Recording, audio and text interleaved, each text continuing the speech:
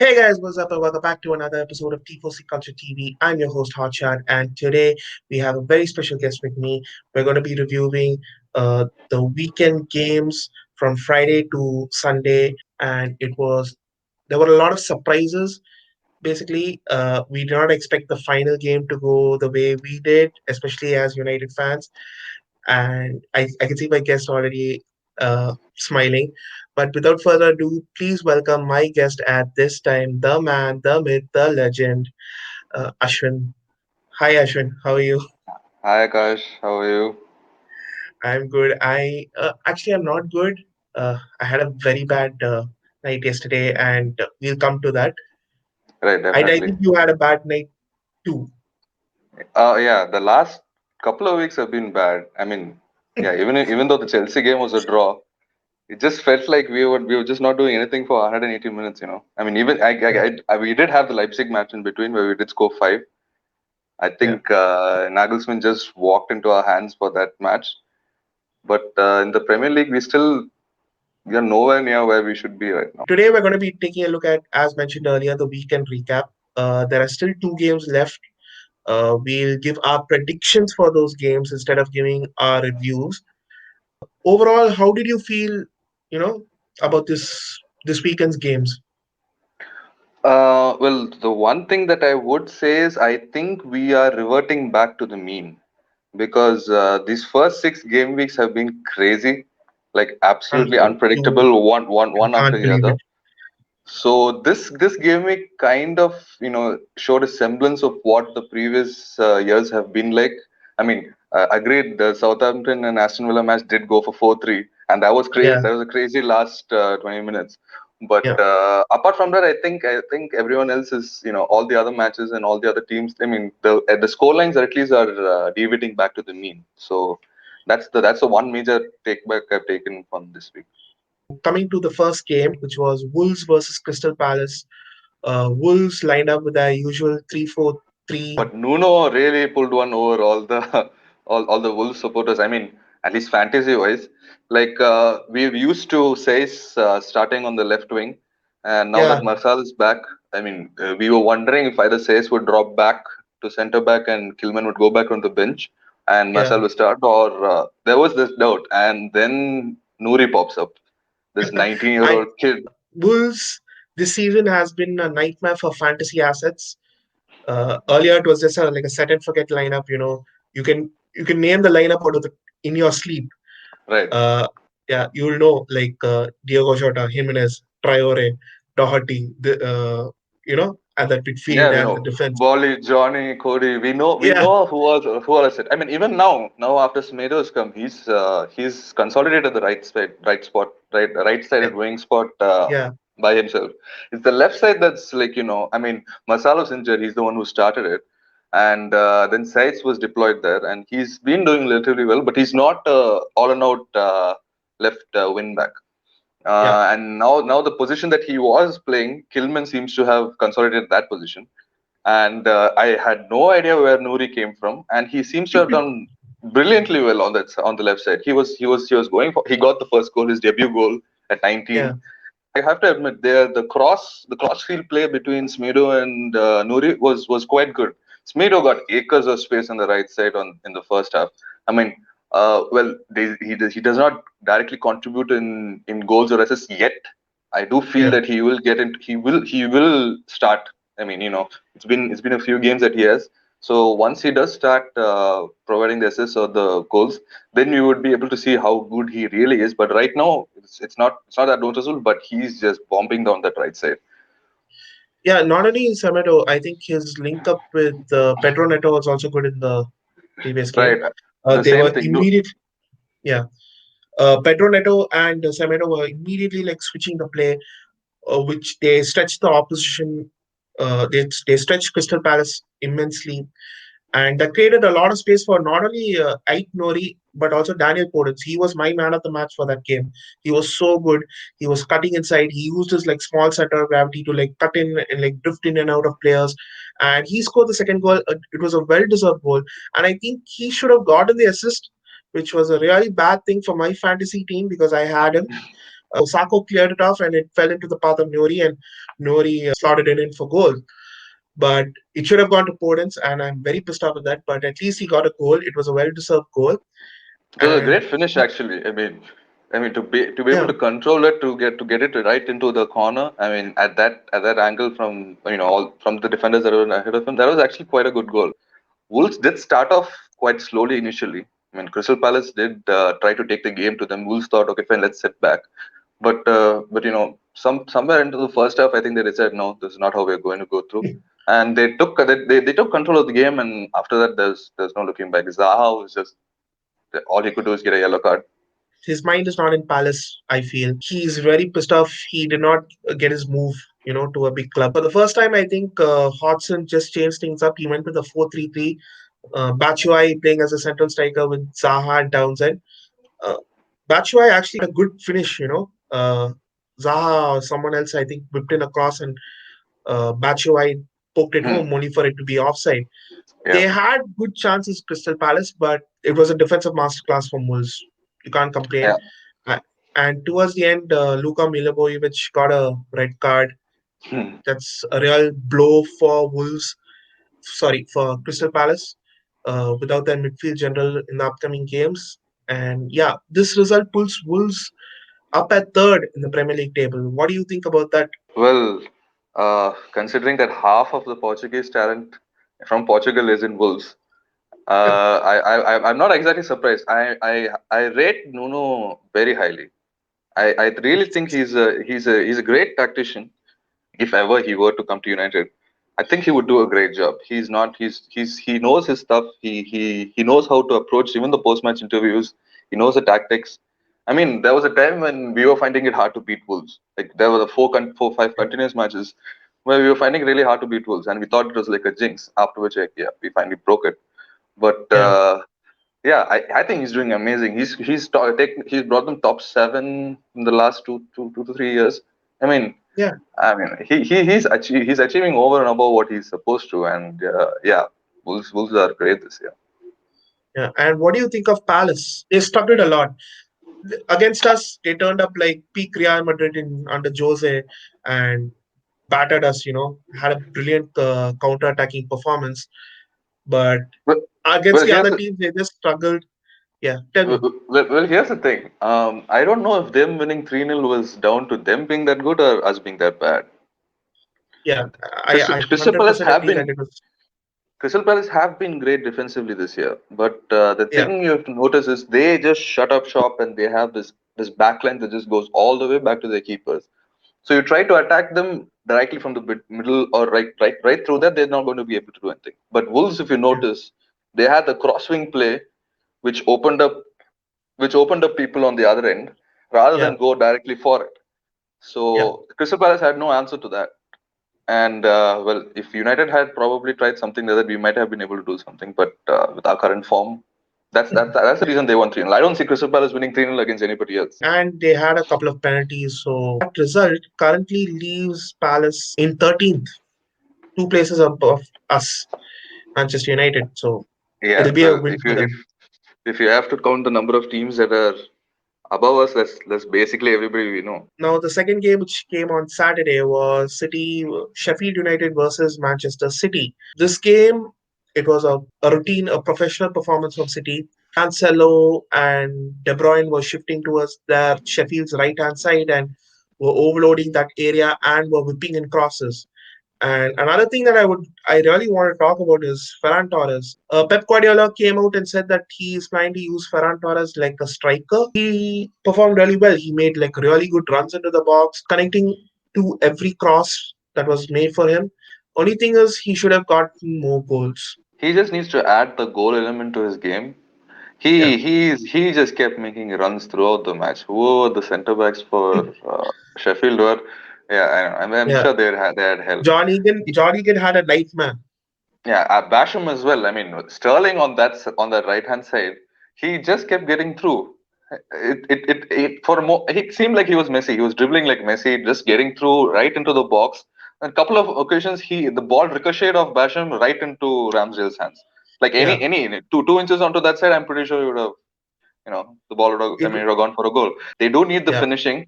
Once Ferran Torres, or even I guess Aguero is back, is scheduled to be back in a couple of weeks from what I yeah, heard.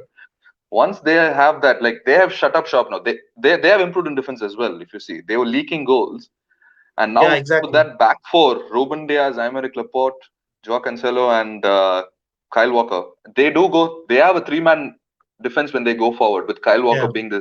being third centre back, Joao Cancelo bombing forward. So they have showed up their defense. Now they just need Ferran Torres to click or Aguero to come back, and they're set. You think that from what we've spoken about City, that either Kevin De Bruyne or Sterling or even Ferran Torres would have gotten the goal, the only goal, the match-winning goal. But it wasn't any of them. It was the third centre back, Kyle Walker, who scored against his boyhood club. He's a massive Sheffield United fan. That move also, it was symbolic of how City played. Sterling had the ball on the right hand side. He couldn't get through, so he passed it to João Cancelo. Sorry, Rodri. Rodri laid it off for Kevin De Bruyne, who was hanging around that right Sheffield United's right hand side, Right hand and he side. just this is a low ball for Kyle Walker, and he just makes no mistake. Like that was vintage Kyle Walker, the Tottenham Hotspur Kyle Spurs. Walker. Yeah, Exactly. Actually, for the last couple of weeks, Cancelo was impressing me a lot. He did get I think yeah, a couple of assists. So that was really good. I mean, Kyle Walker, again, since he's playing as the third centre back, he doesn't get forward as much. But this is a perfect example of when he does get his chance. He did yeah. take it well. It was an amazing sublime finish. What do you think about Sheffield United? Their performance this season has been really bad. Uh, I, Even from a I fantasy standpoint. I would take Yeah, their defense. I really. would take their defense for United's defense, like what they're doing right now. Yeah, At least they're solid on at the back. I mean they can't seem to score a goal for nuts, but they yeah, are able to at least hold the back line. yeah, They can't I agree, we cannot play the game that we play with their defense. They are yeah. not the high pressing counter attacking kind of defense. But when those five sit there at the back, they're there. They're That's what there. they won last time. That's the reason why they did so well last year. This year they do not Yeah, have Henderson. Henderson is a big upgrade over Ramsdale. I definitely have to give him that. yeah, But if they are able to, I mean, they did get Brewster. They do want the goals up front. If they are able to get the goals up front, if they manage to get one goal, if they manage to get the first goal in any match, I'm pretty sure yeah, the defense is going to be able to shut out anybody. I mean, if City is able to score just one goal with them, I would definitely take that over, losing you 6-1 take. over Spurs. Yeah, but they've also had a couple of very serious injuries. John Fleck is injured, Jack O'Connell. O'Connell, and Lundstrom. He's had some contract issues. He's rejected a contract from Sheffield, and he's not been playing that much. Where do you think Sheffield United will finish this season? Well, if they're going to go at their current rate, I do not think they'd be anywhere close to where they were last season.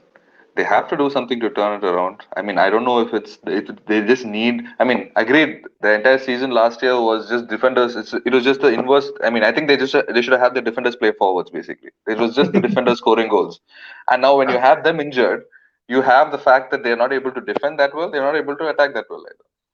Yeah, So I think once they do come back, if they are able to get back and find their rhythm, they should do decently well, but not the heights of last season. John Lunsum is not Lord Runstrom this time. On that note, any fantasy assets you'd recommend from Sheffield United or City based on this game?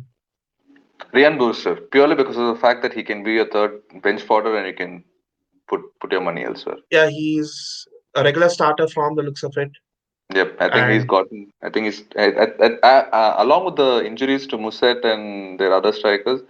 I think he's going to start, and even if he doesn't, even if he just comes off the bench for 30 minutes, I will still take yeah, that if from my third striker. and City, Kevin, other Sit, than Kevin De Bruyne, well, Sterling looked very dangerous. He just seems one match away from this huge haul of 3 or 4 goals, and everybody who's been having him for weeks are going to be very happy, and everyone who's not is just going to be really sad for that one week. But he does have the form. Aguero just needs to keep his fitness. If Aguero keeps yeah, his fitness, because Jesus doesn't look like he's going to come back anytime now. If Aguero comes back in a couple of weeks and Torres is back up to him, Yeah. Then yeah, if he keeps fit, then Sergio Aguero as well, because there's nobody else that they need a striker now. They need an out Yeah. and out striker right now. And if 100. yeah, if they keep the clean sheets, Cancelo and Kyle Walker as well, definitely. And now coming to third game, this one is a very important game. The pressure was on, the spotlight was on Chelsea to prove themselves because after that nil-nil draw against United, everybody was waiting to see what Lampard would do against the smaller teams. Because if you want to win a title or if you want to go into the top four, you have to beat these teams. You have to put away these teams, and Chelsea did that with brilliant fashion. I was very impressed with Chelsea this time. They played really good football. You can actually see the kind of style that Lampard wants to implement, high attacking fullbacks, uh, Werner just drifting in from the left, Tammy being this little target man, and with positional rotation with ZH and Kai Havertz. It was they just ran rings around Burnley. You just couldn't. Burnley had no answer to Chelsea, and that's very frightening. This added to the fact that Pulisic got injured during training, as in just during warm up. In fact, like Yeah, clearly the Lampard set out with a team with a front three that wasn't his what he planned, and yet they won 3-0. yeah, So exactly. they do have the strength. They do have amazing forwards and midfielders, and it's clear that if one of them get injured, he can just rotate. He has 2 to 3 people in every position right now, Yeah, currently, all the way back to Callum Hudson-Odoi. Like I yeah, don't understand where he's going to what when he's going to start with all these people in the team. But ZH is back, and ZH drifting in the middle from that right hand side, and his left foot goal. I mean, they're all just waiting to click. Once they click, I'm going. That's a really scary forward line. yeah, and not to mention, Tammy Abraham also had a really good game. Hmm. It was a very underrated game from him. He was holding up the ball. He was trying to play in Werner and ZH. But more importantly was the performance of their backline. Thiago Silva was immense. He was very composed. He did have a shaky first half. Ashley Barnes was put through by Lawton Hmm. in the early minutes, and Edward Mendy did a really good job to unsettle Barnes to for him to sky it over the bar. So it shows that there is a lot of progress in the Chelsea team. Zuma, Thiago Silva, Mendy, all of them were worked really well together. And the fullbacks, Chilwell was like almost playing like a right winger for most parts of the game. And Reece James, that physical guy, he's a beast at right Yeah, back. And he's made that spot his Reece. own. Yeah, Reece Yeah. James with competition with Aspie, but clearly he's just this. He gets even forward than the right winger. I feel. I mean, Chilwell Yeah. not as much, but Reece James is always on that right hand side. Chilwell whips in Chilwell. the cross amazingly. He whips in No, amazing there were a crosses. couple. No, there were a couple of instances where Chilwell is actually inside the box and trying to finish far post shots like a winger. So it's Yeah, really, yeah. yeah, It's good. It's good. It's good when their fullbacks are able to do that when their defenders are good. I just feel. Oh, did you see the ball that went over Zuma and went straight to Wood, and Zuma had yeah, absolutely no idea, had no yeah, positional awareness. yeah, So that's about his only weakness, I would feel. He's amazing in headers, but he's yeah, not great at getting the balls that go over his head. So yeah, apart from that, I think they're very solid. Mendy, especially at the back, he's brought in confidence, including even for Kepa. For whatever yeah, confidence Kepa is lacking, he's bringing in that. He's just solid at the back line. So they just need that. And from what I heard, Mendy speaks French, Aspi speaks French, Thiago Silva from PSG speaks French, Zuma speaks yeah, French. yeah, So someone I don't know where I read it on Reddit or somewhere, but that's what they were saying, that it could possibly be the fact that they're all able to communicate well in French as to why they're doing that well. And unfortunately, Giroud's goal got ruled offside. So ZH scored the first goal. Brilliant, like Tammy held up the ball well and just laid it off. Yeah. Nick Pope should have done better. He should have stood still, but he was wrong-footed basically. And then the Right, but second goal, yeah, yeah, but what you think is at that angle with ZH coming in this left foot, you would expect him to go for the out far at the post, top right, yeah, far post. yeah, So I'm sure yeah, Nick Pope felt that, and then the fact that he went on the near post and that finish, that low cross, low finish to the near post. I mean, Yeah, I mean he was caught wrong-footed, but I have to give ZH credit for his shot. Apart from the new signings, it was the old guard I was really impressed by. Mason Mount was also playing a really good game. He was playing further deep this time. Lampard has tried this out with him against Krasnodar. Lampard has played him a little bit deeper, and he played really well there. And today also, sorry, on Saturday, it was the same thing. Mount was immense. He provided that energy in the midfield that was often lacking. With Kovacic out injured, it was really tough for them to get that someone who can carry the ball, someone who can provide that energy, that impetus, that pressing from the midfield. And Mason Mount really did that, and he got a brilliant assist, rightfully so, for Zuma's bullet header. The second, I think the third goal, Reece James brilliantly intercepted a ball from the right back and laid it off for ZH. ZH put it a perfectly weighted ball for Werner, and Werner that first time finish to the far corner, man.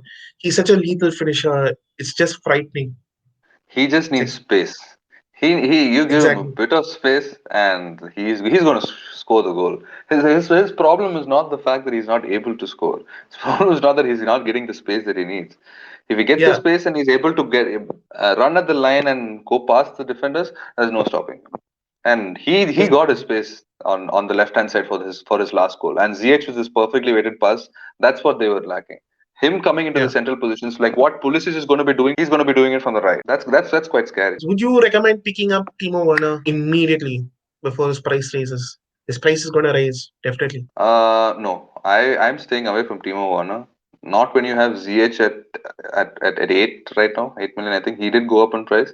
Not when you have ZH at 8, and when you have assets like Chilwell. I mean, Reece James if he's starting. If you look at it, if Pulisic was fit yesterday, would Werner start? Yeah. I'm sure if Pulisic was not injured, his price would be dropping right now. Werner's price would be dropping right now. But I get it. Now Pulisic, we do not know how long Pulisic is injured for. I did own Werner initially. Everybody owned Uh, Werner at one point. I was like, exactly. the minute he got added to the game, I was in my team. You go, man. Yeah, and his the videos of him in training just banging in the goals. I mean, I was scared. I was like, oh god, these people are great. And then the first few weeks were bad, but then he did come back. So I just don't know where. I mean, if Pulisic is fit, does he come onto the left hand side? Does Tammy start? Was this just Lampard's way of trying to give Werner a kick on the backside or something like that? I'm not sure. So with that in mind, I wouldn't choose Werner yet. No. If ZH got back for injury, I do not think he's going to be, anyone else is taking his spot from that right hand side. So I would probably go with him if he and assuming he's starting the matches. Chilwell as well. Chilwell Yeah. is he's like I said, Reece James has to worry about Ashby. Chilwell has nobody to worry about. He's Yeah. 23. He's going to be bombing to the left hand side. He's going to be getting assists. Zuma has the bullet header with him. He's going to He's been he's a set scoring piece threat. goals. Yep, Yeah, he he is a has been set piece scoring a threat. lot of goals. Yeah. If Three if goals, you I are think, this season. correct, and all with amazing headers. So if you're thinking of, I mean, you could think of about Chelsea defensive double up with Zuma and Chilwell. That's But a little bit risky. it is it. I, That I I agree. It is risky. But then if they are going to be defensively sound like they were against us and then against Burnley, and they are going and with Zuma's attacking threat, as long as he doesn't do anything crazy and get a red card, which I feel he's that close. I mean, either from a defensive mistake or from a red card or something. That he's the only weak link in that backline. I would say. and what about Burnley? Where do Burnley go from here? They are not the defense team like they were earlier. They've just got wrecked 3-0 at home. They did play well against Spurs, but this game they were completely outplayed. Chelsea had their number. They'd had no response. And where do you think Burnley go from here? What does Sean Dyche need to do to get out of this rut they're in? He someone needs to get Ben Me back. It's clear Burnley has never been this team to be playing fluid, attractive, passing football. They Yeah, defend great, and they yeah, defend great, they're able to pile the pressure on, and they do score the one or two goals, and they win by that margin. You never heard yeah, of Burnley winning 4-0, 5-0. So yeah. we can't expect that to happen. If Burnley Mm, need to do something great, they just need to stick to their original game plan, shore up yeah. the back line, And once they shore up the backline and be able to build up pressure on the team, they're just going to be able to score goals. Chris Wood is just waiting on the other end. The problem being Chris Wood waiting at being the lone person on the other end when they're 2 goals down is not going to help. Barnes is still regaining match fitness. He had a hernia surgery, and it's going to take a lot of time for both of them to start clicking like the old days. And they miss Goodmanson, so they don't Correct. have that plan B. Yep. It's a little bit tough for them, and I really hope they get out of that mess. And this win, I think, sees Chelsea reach to fourth. They're actually like building on that form. They are right where they want to be right now, and hopefully, they don't build on their good performances. I hope they just tank, but I think they will do well. I think they will Yeah. massively improve. As a United supporter, I would definitely not want them to do that great, but that attacking front three with their midfield options that they have, the thought of them clicking, I mean, would make for very attractive football. And coming to the game that if you're a Liverpool supporter, you're going to have a lot of worries. It was Liverpool versus West Ham. In the first minute, if you're a Liverpool fan, the first half was like dead for you. Even though Mm. Salah scored, West Ham had a lot of chances. And this was the debut of Matt Phillips, and I think he did really well. They were not attacking down his side; they were attacking down Liverpool's right hand side more frequently. Well, there was contact. I don't think Masuaku had to actually go. And nowadays, as long as you do have contact and you fall down, and with VAR, they're not going to not give you that. So Salah is Yeah, known to do that. Last season, there was a stream of games where he just does the 360 and they do catch him and then he gets the penalty. I have no issues with that. I have no issues with him getting the yeah, goal. I mean, getting the penalty when he does get it. But the yeah, fact was that that was their only major major fear that West Ham had in that first half. Because I feel West Ham did better. yeah, But the, yeah, the only reason that they did not do better than they actually did was Haller. yeah. Haller. I I mean, agree with you. Haller instead of Antonio was absolutely awful. I don't see that. I mean, he made Nathan Phillips look like he was a prime center back. I do not rate him that highly. Yeah, But Fabinho is back in a couple of weeks, so I don't think we're going to see Nathan Phillips as much. But the only reason Nathan Phillips seemed to do such a great job was because Haller made it seem like he was. Once Yamalanka came on, he didn't seem that comfortable actually. Nate Phillips. Sorry, Haller did not threaten Nate Phillips at all. But yeah, you can make a point that this kind of performance is why Liverpool are champions because they just grounded out a result. They weren't at their best.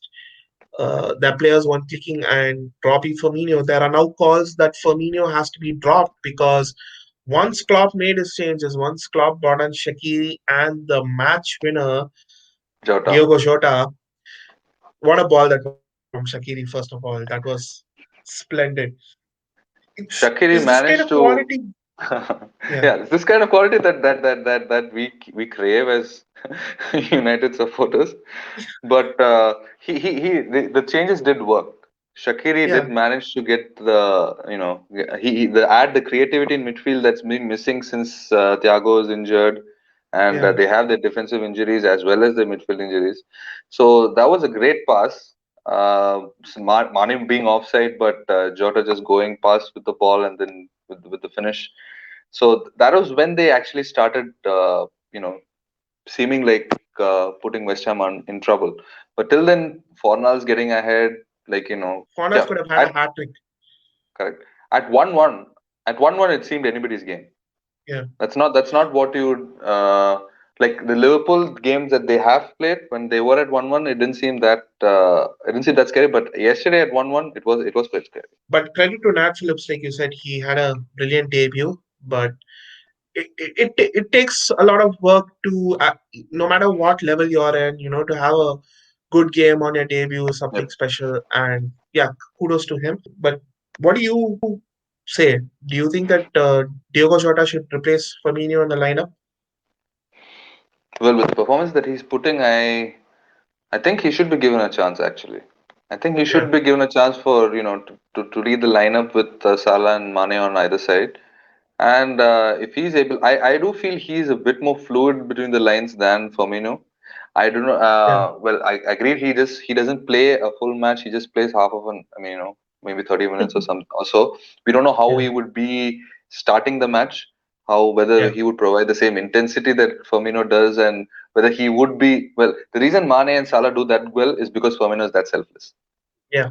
So the reason they're able to get those many attacks, those many chances is Firmino is that selfless. So do Liverpool get the same when Jota is there?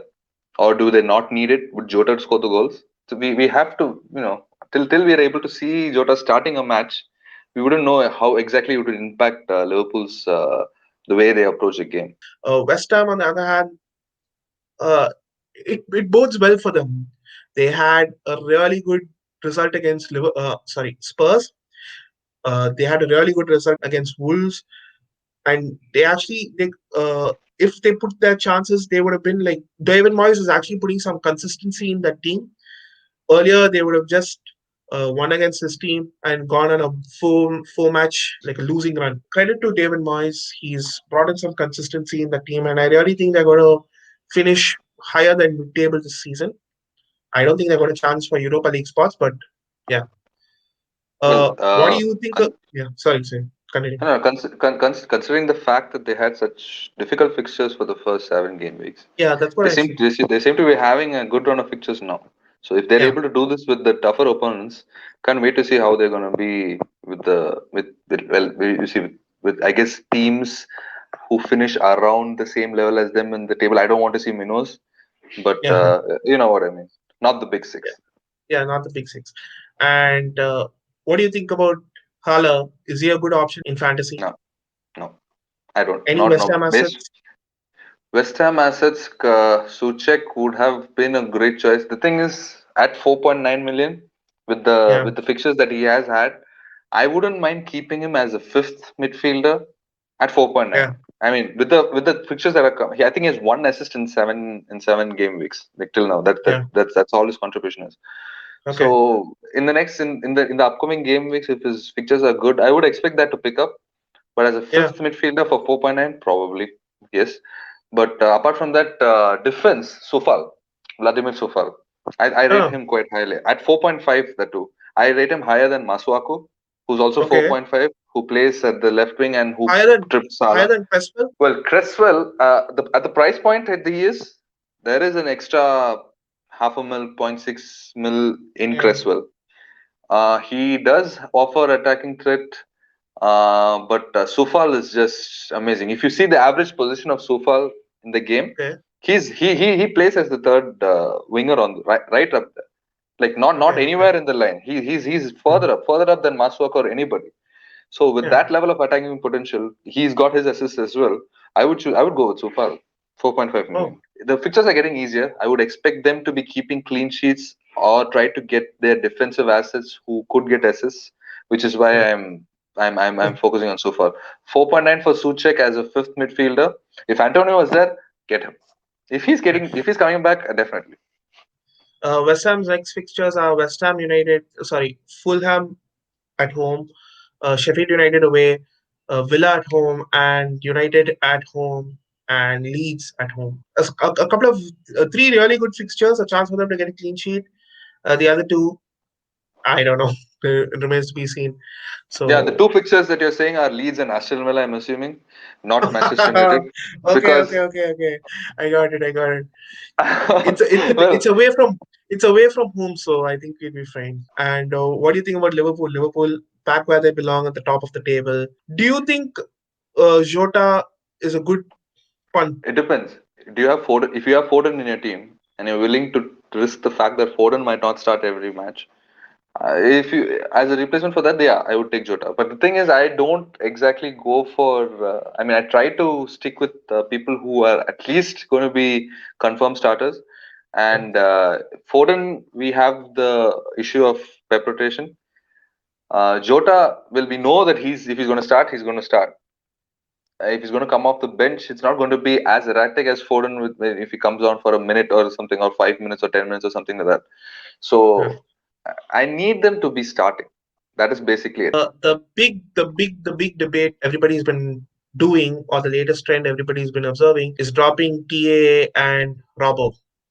What do you think about that? Do you think it's thanks for the memories, but it's time to say goodbye to TA and Robo? Uh, well, if you have issues with other parts of your team, then no, I wouldn't.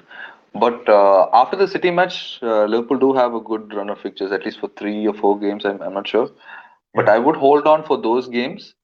I mean, I would see how they hold up against City. Okay. And Robbo and TA have blanked over the last 2 games. Yeah. If they're able to get anything in the next 2 games, I would hold on. I personally have Robbo, Yeah. and I do feel he's a better. You I have mean, he's a Robo. better. My God. Yep, I do have Robbo. I do feel Over he's a Trent. better. Yeah, I did take him over Trent, and if you do look at it, he has given me more returns He's than more Trent this year. points, but Yeah, well, I did notice at the beginning. I did have Trent. I started the season with Trent, and I noticed okay. that in the first few matches that Robbo was getting much further ahead. And I don't know if it's Okay. because Trent did not have a preseason. If you notice that Trent wasn't there in any of the preseason matches, he just joined the lineup all of a sudden. Yeah. So I don't know if it's that, but his output and his average position on the pitch was much behind Robbo. Robbo was Okay. effectively playing as a left winger with Sane coming inside, and he was taking up a few of the corners as well.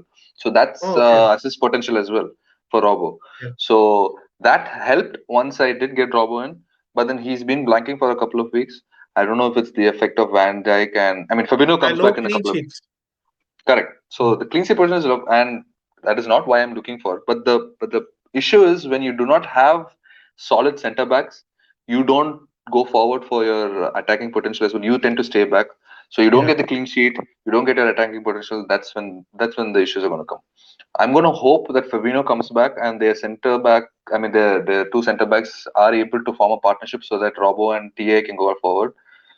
Yeah. If they're not, even after Fabinho comes back, if they're not, then I'm getting rid of Robo. After the City game, Liverpool face Leicester at home, Brighton away, Wolverhampton home, Fulham away. So pretty good fixtures. I think all three at the FDR. So Yeah, should be. Wolves don't seem to be going to be scoring more than one. I mean, I would assume that they would win with nil unless Jimenez manages to score this one goal in the 90th minute somehow. Uh, you never know. Uh, You never know. yeah, And that's true. That's true. But I'm just hoping that the next 4 fixtures. I mean, apart from the city, I mean, Leicester again, Vardy, they don't have a great defense. yeah, Castagne is injured. Pereira is injured. Evans is flagged. Soyuncu is injured. Everybody is. I mean, their defense looks quite shabby. So we would. I mean, if Liverpool are able to get at the defense, if they're able to score a score a few quick goals, then I do not see Leicester being a problem either. We're going to be able to see this. Leicester versus Leeds. We're going to see what Bamford and all of them are going to do to that Leicester backline. And probably yeah. you would have an idea. Now coming to the Sunday game, this one was my pick of the week for the best match. It was Aston Villa versus Southampton.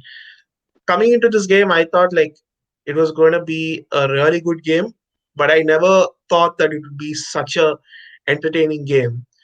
And especially the way the first half was going. The first half, it was all Southampton. Southampton were pressing brilliantly. They were counter pressing Aston Villa. They were winning the ball in turnovers and they were launching like quick counter attacks with Armstrong and Walcott and Danny Ings. They had such pace up front and it paid off. The first goal, there was a foul in the area, and JWP took the free kick. Westergaard got that goal. Aston Villa were very shaky aerially, and it really showed in that phase of play. Then after that, Aston Villa started playing very, with the urgency. It was again give the ball to Grealish and hope he does something, but Grealish was handled well for the first half.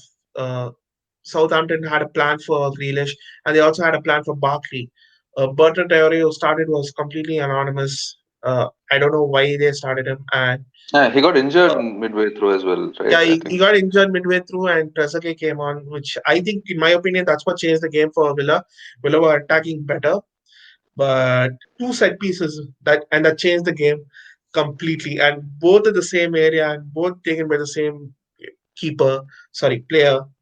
JWP had a masterclass that game. He always does this, just when you wonder why JWP hasn't scored a form of set piece, he just comes up and he just completely like puts a postage stamp. It's like textbook, so beautiful to watch his free kicks. I think he's Yeah, the best free kick taker in the Premier League. What do you yeah, think? yeah. First of all, happy birthday, James Ward-Prowse. He is officially the man who scored the most number of direct free kick goals in the Premier League yesterday. He's gone Oh wow, past. I didn't know the stat. He Yeah, he's at seven now. He's gone past Matt Letitia, who was on six, I think. We have not seen him do it continuously two in a row like this. Yeah, But yeah, I mean, you give him the chance and he's taken the two goals, and that's all you need. I mean, you're two goals up. If you notice, Southampton's three goals in the first half were all from set pieces. yeah, I do that feel was, Aston Villa did defend well, as in during the run of play, but yeah, they did not manage the set pieces. I mean, I don't know what the wall was doing for the James Ward-Prowse goal. I agree, it was amazingly taken. yeah. I don't think the wall could have done as much, but yeah, the first goal, the one from the, you know, the not On the the right corner, but hand the, side. Yeah, yeah, the right side. uh, yeah, that was just that seemed like it was just a telescope pass straight to Westergaard's head. I don't know what the Yeah, Aston Villa players were doing, so they just seemed to be off with as far as set pieces were concerned. During the run of play, they seem to be doing okay. I mean, apart from the Ings amazing goal that he took outside almost outside the box, I think they were fine. They did find their feet in the second half. Grealish, everything has to go past Grealish. Like if Villa do anything, it's either Grealish or Barkley. Barkley because he just Barkley. came in, but it has to be Yeah. Grealish. Like Grealish with the assist, Grealish with the amazing goal, Grealish giving up the print to Ollie Watkins. Like if Grealish wasn't there, I don't know Yeah. what they would do. Danny saved my FPL this week. He scored a brilliant goal on the counter. Just curled it past Emiliano Martinez for four to make it 4-0. And then we all thought the game was done and dusted. And then Villa played with more urgency. They started attacking higher up the pitch. They started taking more risks. Grealish demanded the ball more. He started getting on the ball more and he tried to make something happen. And still, they managed to come up with three goals. And yeah, Grealish scores one in the dying seconds. A brilliant goal that was. Yeah, Cross field ping from, he caught him off yeah, guard again. McCarthy yeah. was caught off guard again. They grabbed the constellation, but it was a warning sign for Southampton as to how porous their defense was. I don't know what happened to Jan Bednarek. His form really dipped. Westergaard also I remains to think be it seen has how. something to do with Southampton playing a really high line. Well, that exposes them a lot. Well, do they do get Yeah, their reward when scoring four goals in 55 to 60 minutes? yeah, But if you're able to get the hang of their high line, if they're able to do that, then I guess that's why they're not able to keep as many clean sheets as before. yeah. But if the team is not able to get past that, I mean, get the hang of that high line, then McCarthy gets his clean sheet and they're able to keep their 3 points. Towards the end of the game, Danny Ings got injured. It was a Yeah, nasty fall, and FPL apparently, managers all over the world just screamed. Is the injury a long term kind of injury? Because he has been injury prone for like a long time. But last season was his actually finally he's injury free kind of season. But this season he's gone down, and I really hope it's not serious. But let's see. So what do you think? Oh, I I heard he was screaming my knee when he actually fell down. Like oh he actually was God, screaming my knee. And the thing is, when Ings does go up with an injury, it's not 1 week or 2 weeks. It's I quite a know long time. it's And sad. we don't know what exactly they're going to do. Is Che Adams going to step up in his place? Are they going to be Yeah, as effective with Che Adams? When we will remember the initial game weeks when Che Adams couldn't score for shit. He had gotten yeah, so many chances. It just seemed like he was going to score at some point, but he couldn't. This is yeah. with things in the team. So I have no idea what's going to happen without him. I think Ginepo comes in his absence. I'm not sure. Ginepo was playing the first couple of games. I think Uh, Obafemi or Shane Long, either of the two. right. Okay. So we don't know how effective they're going to be with that. Ings takes Yeah. his chances. Ings gets his finishes. Ings gets his bonus points. Will anybody else be able to step up? We have to see. And Villa, we all know Jack Grealish in my team gets his 15 points. S- it was a good week for me. It was a pretty good week for me. What do you think about other players like Ross Barkley or Ollie Watkins? Are they good, viable fantasy assets? Ollie Watkins, I wouldn't. Ross Barkley for I think he's 6 million now. I think Ross Barkley would Yeah, be a better option than Ollie Watkins. Ollie Watkins still doesn't seem to have stepped up to the Premier League. That yeah, Liverpool one match just seemed to be an anomaly. And yesterday, of course, Grealish handed him the penalty. yeah, So I would steer away from Ollie Watkins. Barkley, maybe if you want the differential, but why would you when you have Grealish? Like everything seems to be going via Grealish. If you yeah. want to check this, you just don't fancy Aston Villa as much, but you just want to have a hand in the bucket, or make sure that you're able to get their fantasy points if they're able to score them. Then yeah, I say Yeah. maybe Barkley, but I would just go for Grealish. Aston Villa's next fixture is little tricky. They face Mm. Arsenal on Monday night. But after that, their fixtures are really good. Brighton at home, West Ham away, Newcastle at home, Wolverhampton away, Burnley, West Brom, Crystal Palace. So really, really good fixtures. If you have any Aston Villa players, I would suggest you hold on to them for the Arsenal game because they might even score that game at the rate Yeah, they are scoring I goals. feel I feel they'd be able to do better against Arsenal than we did. It's not like Arsenal scored one goal from against us yesterday, Yeah, which was a penalty, and Villa seem to be defensively much better than us. They seem to be attacking better than us. I really yeah, don't see how. I mean, if their play is also good as long as they're able to keep out the set pieces and such. yeah. Uh, I see them faring better than us against Arsenal. So I don't see any reason why Grealish would not. I mean, if he's able to nick a penalty and not give it to Watkins, I would keep him, and for the pictures ahead of that. Coming to the next game, which in my opinion was a real bore fest, it wasn't that good of a game. Uh, you had an Everton team that was injury ravaged and had two suspensions to their key players, and James Rodriguez was injured, and Digne and Richarlison were suspended. So Carlo Ancelotti had no choice but to unveil his famous patented 4-3-2-1 Christmas tree formation, and it was horrible. It was so bad. And against Newcastle, who they wanted to sit back and restrict Everton and try to hit them on the counter. It was a boring game. Everton, you could tell that Everton had never played in that formation before, and they did not have the players because you had Andre Gomez and Gylfi Sigurdsson up top with next to Calvert Lewin. Never Lewin. It was just all over the place. It was just a mess. And rightfully so, Newcastle had the better chances. St. Maximan had this 1v1. Oh, yeah, and the main talking point was Pickford was dropped, which was a Correct. shocking move because he's Yeah. England's number one goalkeeper. He is the best goalkeeper in all of England, and he was dropped. So I don't know why, because, He's been yeah, he's been he, quite error prone this season actually. Like the main reason why Everton don't have any, I mean, do they have any clean sheets? I don't think they have any clean sheets. no, no, no, I The don't the think reason they they have. have such, the reason they have such few clean sheets is the fact that Pickford has made those errors. And if it weren't for the fact that Rodriguez and DCL were on fire, I don't think they would have Yeah, won those matches. So I'm pretty sure it's for the errors that he's dropped. But the fact that he's dropped him in the match when his entire left side of the team is not available, Digne is gone. Rodriguez also plays on that side. Richarlison is also on that side. So you do not have their entire left side, and then you're playing Nkuku, and you're having a new goalkeeper behind. I don't see why, if it was David De Gea. I mean, we have Gene Henderson, but I think we have stuck through David De Gea through worse times. So I don't see why they had an issue with Pickford. But yeah, agreed, the rest of the team was completely. I mean, Everton wasn't the Everton that we saw in the first 4 game weeks. So I'm yeah. guessing once they're back, hopefully they'll be able to find their rhythm again. But till then, just hope that DCL keeps scoring his goals somehow or the other, even if they lose. I really hope my entire fantasy team rests on him. So hopefully he starts scoring the goals. And it was a dull first half. The second half was even worse until the penalty. I think it was a little bit too harsh because Andre Gomez like accidentally catches Wilson's knee, and I don't think it was malicious or like done with any it, intent.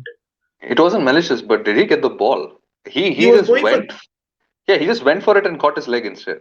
yeah. He did not get. Yeah, so why? I wouldn't think that looked like it was a blatant without absolutely no idea of what you're going for, kind of a swing of the leg, what Yeah, Gomez was going for.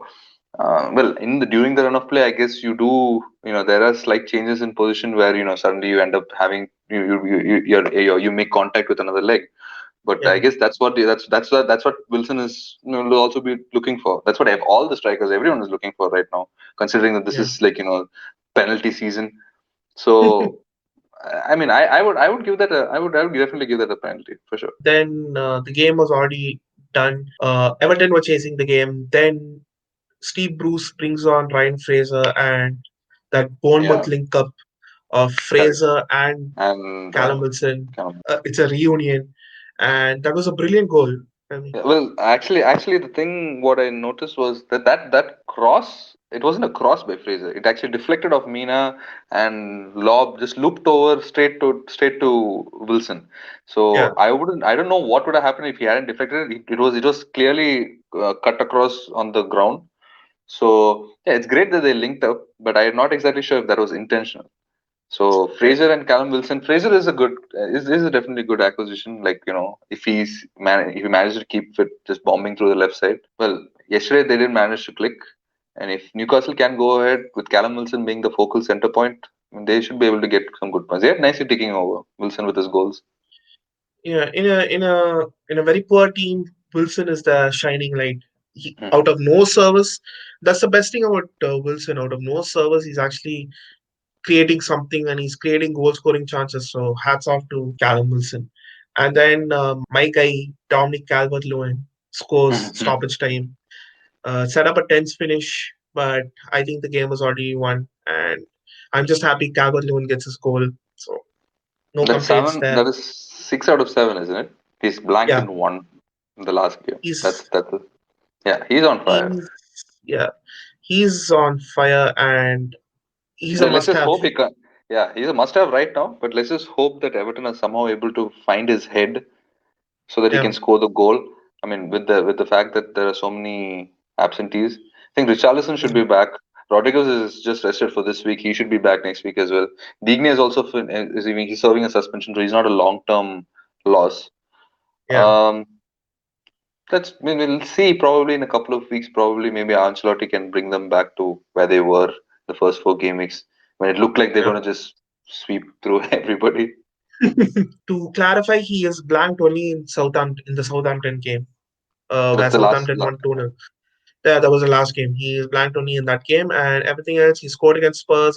He scored a hat trick against West Brom, scored against Palace, scored against Brighton, scored against Liverpool, and scored against Newcastle. So he's essential, must have. No second thoughts. Just put him in your team and just set and forget. Right? Yeah, well, if you're planning to get him now, I would caution for a couple of weeks. I would wait a couple of weeks to see because it does not seem with Everton at their current form, it doesn't seem that people are going to be rushing to get him. Either you already have him or you don't. If you I don't think have he's him, I think he's fixture proof. I think he's scoring even in the tough games like Liverpool, Spurs. So I think he's yeah, fixture proof. I think he's yeah, he's tell picture me. proof when the rest of the team is available. If Rodriguez is back and if the majority of their injuries and their suspensions are done by then yeah, then I'm pretty sure. But if they're going to be suffering another defensive crisis, like I guess against Southampton, Allen was not there. Yeah. Rodriguez also was quite doubtful. No, They Rodriguez had started. yeah, he started, Uh, but then it was a doubt. yeah, yeah, So I do not know. They lost 2-0. So I'm yeah. not exactly sure if that's going to happen again. But then if they're able to maintain the flow of the game like they did in the first 4 game weeks, then yeah, then he's definitely future proof. I just don't know if they're going to be able to do that over a 38 game season. Coming to Newcastle, any assets you would like to take a punt on other than Wilson? I mean, ASM, he's such a frustrating player, man. He just holds on to the ball. He at least tries something, but in the end, he just gets injured. He just gets a cramp and he just walks off, get injured. So he's a very unreliable player, and he's not the kind of player you want in your fantasy team. Well, the position he was playing last year made him quite good as a fantasy player. He's just fast and strong. So I think right now is playing off Wilson like as a part of a front two, Yeah, that does not seem yeah, to be suiting him. He does not seem to be a natural exactly, striker who's able to finish or anything of that sort. You give him pace, you give exactly. him space, he's going to run. So you need the formation to be in that way. Well, Wilson seems to be if Wilson had someone else for support, I'm guessing he would have done better. But ASM as a fantasy option, no. I would just if you want a Newcastle asset, just go with Callum Wilson. He's on Yeah, penalties as well. If they're going to get a goal, I do not see anybody else scoring a goal. I don't. I mean, it yeah, used to be there used to be Lascelles and maybe one of the defenders, but everybody I think who's capable of scoring a goal from defense is injured currently. So I would just go with and they're not defensively that strong currently. So I would just go with Wilson right. yeah. And especially now with Ings' injury, Wilson might be a good backup. He's also at 6.5, which is brilliant value. I think he's a good replacement for Ings if Ings is out long term. What do you think about Che Adams? Like going back, sorry, to the Southampton game. What do you think about Che Adams as a good Ings replacement? Well, that's the thing. With Ings in the team, Shadam seems like a good choice. I do not know how he is going to be leading the line. Ings is a phenomenal finisher.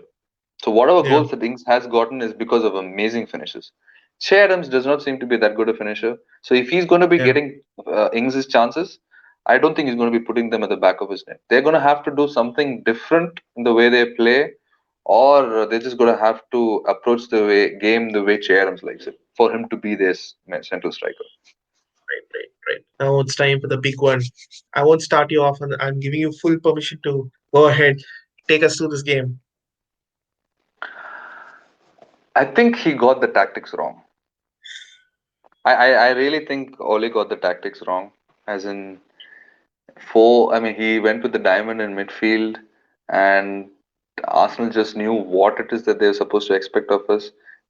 Arteta did not do a Nagelsmann and fall right into our trap, so to speak. And yeah, I mean, if Aubameyang hadn't gotten the goal, we would just think of this as, all right, another one great defensive performance. We just need to sort out our attack, but that's not the case. We have taken 1 point from a possible 12 at home. So that's not title winning. That's not top four. That's I don't know what that is. I hope we're in the top 10 at the end of this. So that the tactics were off. The tactics were off, and it's not like the players who were employed in the tactics were suited to the tactics either. Pogba's not going to track back. Pogba is not going to be defending. Pogba is giving him the penalties. He that is ideally supposed to be his most favored position on the field, left Yeah, of the three in midfield. But as part of a diamond, what I noticed yesterday was that if you're part of a diamond, you're very narrow. So you expect your wing backs, that's Aaron Wan-Bissaka and Luke Shaw, to be bombing forward like how Liverpool's fullbacks bomb forward. yeah, So if Pogba gets the ball there, he either needs whoever is narrow in front, which is going to be either Rashford or Greenwood, and he's not going to have anyone in the wings unless Luke Shaw is going to go past him. And yeah, I do not think we have the fullbacks like how Liverpool have theirs or City have theirs. The way they play with their fullbacks, we are not that way. So I don't think we are going to be doing that good unless the team falls into a trap like what happened with final. That's what I feel. Otherwise, I just don't know how they're planning to do. McTominay was horrible the entire 90 minutes. He should have come off, but he did not come off. Bruno came off. I do not know why. That's like removing Kevin De Bruyne from a City team trailing 1-0. He is the focal point, not Pogba. But Pogba continued. Fred was horrible the first half. He somehow managed to redeem himself, but he was on a yellow card. I don't understand. I feel that our midfield should be Matic. I mean, if he wants to continue this diamond, just have Matic with Van der Beek and Pogba. Pogba can be free to do whatever he wants with Bruno ahead. But I do not know why he does it. He sees Van der Beek as a number 10, I think, just as a replacement for Bruno. So when in fact in Ajax he's been as part of the right side of the three, which is the position we need to fill. So I don't know if Ole's just got his tactics wrong or what it is, but yesterday was just the typical example of one step front and one step, and going one step forward and then one step back. That was just yesterday. Yesterday was typified. Okay, fine. Let's go for this from the beginning. When you saw the formation, we've been trying, like what I said like previously. Ole against PSG, he made this 3-5-2, and he did well. There was no reason for him not to go for the similar formation. Okay, fine. You can say that it's the Champions League. And the Premier League, we had to play the same day, so players would have been fatigued. So we couldn't have fielded the same lineup, but we could have fielded the same formation at least. But no, Ole goes and plays James, Mata. I'm surprised he didn't even play Igalo also. He would have played Igalo if he could. We came away from that game 0-0. Like I said earlier, Frank was like, listen, I'm not going to fall into your trap. I'm happy taking the draw and I will go for it. I can get my points elsewhere. Coming to Old Trafford and getting a point is a massive achievement for a team like Chelsea. And same against RB Leipzig. RB Leipzig, in my opinion, the team did not put a foot wrong. Ole did not put a foot wrong. It was brilliant in-game management. He blocked RB Leipzig space where they play, where they have most effect, and held on. And Pogba was brilliant in that game. He carried the ball and laid it off for Greenwood from a tight angle. Then he held on and then brought on like Rashford and Bruno. No team in the 89th and 90th minute will want to see Rashford running at you. I don't care if you're Upamecano, I don't care if you're Van Dijk, I don't care if you're the best defender in the world. No team wants like someone like Pace and someone like Bruno to put in balls, behind you and for Rashford to just run onto. In that sense, Ole had it spot on. I'm going to give him credit for that. But in this game, we were all crying out for the diamond. Okay, fine. Stick to the same formation. Stick to the same formation. We asked for that and we got it. He just puts this dash all personnel in the lineup. You see, like Fred as a holding midfielder in a midfield diamond. He has never he has Yeah. never played that as a holding midfielder, and that too as a solo, like a single pivot holding midfielder in his life. I don't care if he's in Brazil at Shakhtar, he has never played that way. So why would Ole want to play him as a single holding midfielder? Okay, fine.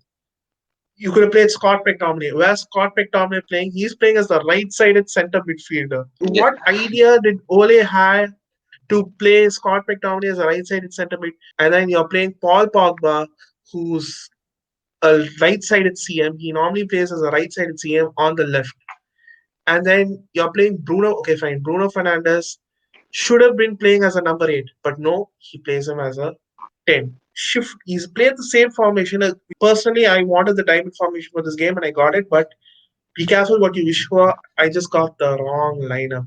It was horrible. And to sum up the game, Arsenal had two central midfielders. We had four, but still Partey and Elneny, they just dominated our midfield. I was like, how how can four center midfielders be out of the park by just two?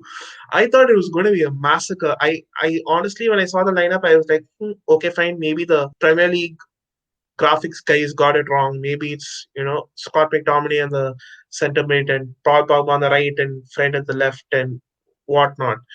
But when you're actually seeing it live in the formation, and it wasn't even a 4-4-1-2-1-2 diamond, it was a 4-2-2-2. Pogba was Yeah. playing actually left wing. Pogba was actually playing left wing. And that 4-2-2-2, Scott McTominay does not know how to track back. I mean, being on that side in the of the midfield, he's supposed to be the one giving cover for Aaron Van Bissaka, and they are not proficient in that lineup in the photo. Yeah. And another thing was like you're playing a a 4-2-2-2, which is like a narrow kind of formation, and you expect your wing backs to attack, right, to provide some width because Paul Pogba is not going to cross. Uh, Bruno Fernandes is not going to cross himself. Who he will look for with? Wan Bissaka cannot even get past the byline, and if he gets past the Exactly. byline, he just trips over the ball and he just loses it. Luke Shaw, but I'll give credit. Luke Shaw actually put in some really good balls. He was on set pieces. I was like shocked. I was like, this is going to be another Phil Jones moment. But Luke Shaw actually put in some crosses, some good Mhm. crosses. So Yeah. I will give him that. The in-game management. It wasn't working. It wasn't working at all. Arsenal were brilliant on the 2-1 up in the first half. So credit to them. Team that had, we'll get to Arsenal later, but it was a team that had no creativity. It had nobody uh, attacking, going into the final transitions for them. El Neni was doing that. El Neni, how can El Neni be so good at transitions? It was shocking.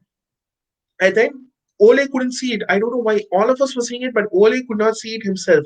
He stuck with the same lineup and the same formation, and then he takes off Bruno, our best player, someone who's actually trying something. Okay, fine, he had a bad game. I, I don't care. You keep your best players on, even if they're having a horrible game. Bruno was off. Bruno was off it. I 100% admit, but all it takes is one chance. All it takes is one like key pass for Rashford to like fire it to the bottom of the net. He takes off Bruno for Van der Beek. Why can't Bruno and Van der Beek play in the same position? Sorry, same play in the same Same team. lineup. Yeah, but that's Maybe shocking because that means he's never scouted Van der Beek. If anybody, if I've never seen Van der Beek play, I've never seen the Eredivisie in my life. I have seen three Champions League games of Ajax, and even then I can tell that Van der Beek is a number 8, and he's not a box to box. no, Sorry, he's not a number 10, number and 10. he can play with Bruno. He can. I don't He can. understand the point. I'll tell you the reason why I feel Oli might be afraid to deploy him is because I think he thinks he needs enough protection from the CDMs. I think he needs either Matic and McTominay, or McTominay and Fred, or Fred and Matic, or whoever. But two people who are going to be sticking back. If that's the Yeah. case, then that just leaves two people. That has to be Pogba and Bruno. I think that's the reason why, and I would be absolutely okay for it if that's working. If like yesterday, it was Fred and McTominay clearly. That did not Yeah. work. That did not work, and for that sacrifice, if you're making a sacrifice of a player like Van der Beek for a proper defensive player, I can agree. But when the defense is going to be so useless, as in a defensive midfield is going to be so useless like yesterday, you might as well play Van der Beek. Now coming to the winning team, Arsenal. Arsenal lined up in their patented 3-4-3. Arteta was like, I'm going to make the game very difficult for you guys. You guys are not going to sit back and hit us on the counter. We are actually going to be the ones doing that. And for the first half, plan worked beautifully. The Yeah. passing was more No, fluid for sure. yeah, They, the they, passing was extremely fluid, extremely fluid. They were so good doing the transitions, and then he was able to carry the ball and he was able to distribute. Willian was dropping deep and he was acting like a facilitator. Lacazette also was dropping deep to link up for Aubameyang and Willian. So they were actually getting the ball forward. They were actually progressing the ball quicker. Saka was holding on to the ball too much. I agree, but you could see that where the what the plan was, what the pattern of play was, but you could not see that anywhere at Manchester United. Credit to the central midfield of Elneny and Partey. Every ball that was going to the forwards, Elneny was there, bang, intercepting. Any ball that was going to, the right hand side, any ball that was going to Greenwood, bang, Partey was getting it. The thing that really irritated me the most was like Partey was misplacing passes a lot, but he was still able to recover and get the ball back. He had 11 recoveries, and most of them were his own fault. Credit to Arsenal, they were brilliant. That midfield was brilliant, and even when they missed their chances, you could tell that they were going to score. It was not a matter of if, it was a matter of when. Paul Pogba, I don't know why he was playing as a left back. I don't know why he made a tackle in the left, in the left hand side. He gave away that goal. Orba's not going to miss. And from then on, it was a brilliant defensive masterclass. I mean, Gabriel was immense. That was a VVD level performance for him. And Arsenal paid only 26 million for him. He was too good. And Rob Holding as well. Give Rob Holding some credit. Rob Holding deserves some credit. He played a brilliant game. uh, that's right. At this point we keep thinking, okay, Ole might get there. He just needs some time. It's been 2 years now. We don't know if he's going to become more tactically aware, or if this is Yeah. his level of, this is how tactically aware he's going to be. So if this is the case, is this the guy who's going to be leading us to the title ahead? I mean, when he joined, maybe we could have been like, okay, maybe just he's going to get some experience along the way, and probably he might be the guy. But right now, you're just wondering like if winning final against RB Leipzig, okay, fine. We think, yeah, he's that's a tactical masterclass from his Yeah, side. But like not more than 4 days later, this is what we get, where yeah, we now we're left wondering if he even knows his own players.